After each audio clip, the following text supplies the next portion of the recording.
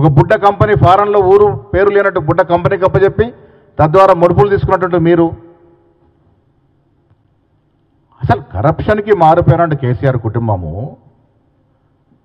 Liquor దందాలు చేసుకున్నట్టు కేసీఆర్ కుటుంబము, విచ్చలవిడిగా ప్రభుత్వ భూములు కాజేసి బెనామీ పేర్ల ట్రాన్స్ఫర్ చేసుకున్నటువంటి కేసీఆర్ కుటుంబము ఇలా కరప్షన్ గురించి మాట్లాడుతుంటే దయ్యాలు వేదాలు వలిచినట్టుగా ఉన్నాయి. అసలు చదివి మాట్లాడుతున్నాడా, తెలుసుకొని మాట్లాడుతున్నాడా, తెలుసుకోక మాట్లాడుతున్నాడా? 175 కోట్లు అనేది ప్రభుత్వ ట్రాన్సాక్షన్. ఇది ఏ ప్రభుత్వం కన్సల్టెన్సీ ద్వారానే లోన్స్కి పోతుంది. అది తెలియదా నీకు? 10 ఏళ్ళు నిర్వాహకం చేసావు కదా, ఐటీ మంత్రిగా చేసావు కదా. ఏ రకంగా అంటా ఉన్నావు నువ్వు 175 కోట్లు ఇది కరప్షన్ అని? ఏ రకంగా అనగలుగుతున్నావు? ఇంత దిగజాడుతనం ఎందుకు? 5200 కోట్లు నీ ఫిగర్ అది. నువ్వు బిల్లి రావుతో కుదుర్చుకున్న ఒప్పందాల ప్రకారం 30% నిధులు నీకు ఇస్తానంటే నేను హైకోర్టు ఆర్డర్ తెచ్చుకుంటాను, నాకు వదిలేయమంటే వదిలేయడానికి సిద్ధమైనావు నువ్వు. దాంట్లో భాగంగానే 5200 కోట్ల ఫిగర్ వచ్చింది. అది నీకు రావాల్సిన ముడుపులు. అది ఇలా మా కంటగట్టే ప్రయత్నం చేస్తూ ఉన్నావు. భూములు తీసుకొచ్చిన ఘనత కాంగ్రెస్ పార్టీది. ఈ భూములు వెనక్కి తీసుకొచ్చి ప్రభుత్వానికి అప్పచెప్పిన పార్టీ కాంగ్రెస్ పార్టీ. కాంగ్రెస్ నాయకులు ఆనాడు రాజశేఖర రెడ్డి కానీ ఇవాళ రేవంత్ రెడ్డి గారు కానీ.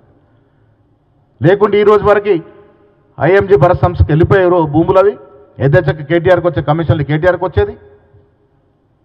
దాన్ని కాపాడి ఆ భూమిని ప్రభుత్వ పరం తీసుకొచ్చినాము.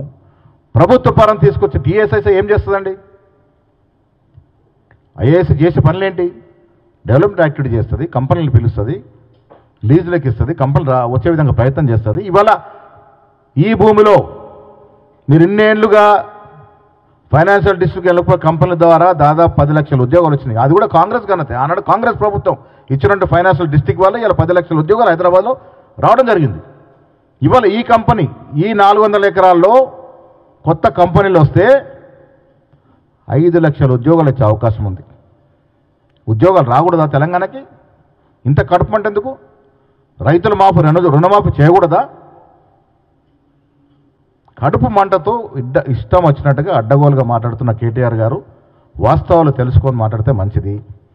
మీరు కరప్షన్ గురించి ఎంత తక్కువ మాట్లాడితే అంత మంచిది. ప్రజల మైండ్లోకి వెళ్ళి మీరు కరప్ట్లు ఈ దేశాన్ని దోషిస్తూ ఉన్నారు, ఇంకా మూడోసారి అవకాశం ఇస్తే అసలు ప్రైవేట్ మాస్ కూడా దక్కువని భయపడే కదా ఆనాడు కాంగ్రెస్ ప్రభుత్వాన్ని గెలిపించారు. ఈ దోపిడికి భయపడే కాంగ్రెస్ పార్టీని గెలిపించినారు. ఇంకా మీ అన్ని కూడా మా కంటగట్టే ప్రయత్నమే చేస్తూ ఉన్నారు. అది మానుకోవాలి. తెలంగాణ ప్రజలు తెలుసుకోవాల్సింది, అడ్డమైన వాళ్ళు వచ్చి మాట్లాడితే వినకండి. వాస్తవాలు తెలుసుకోవాల్సిన బాధ్యత ప్రతి తెలంగాణ పౌరుడికి ఉంది.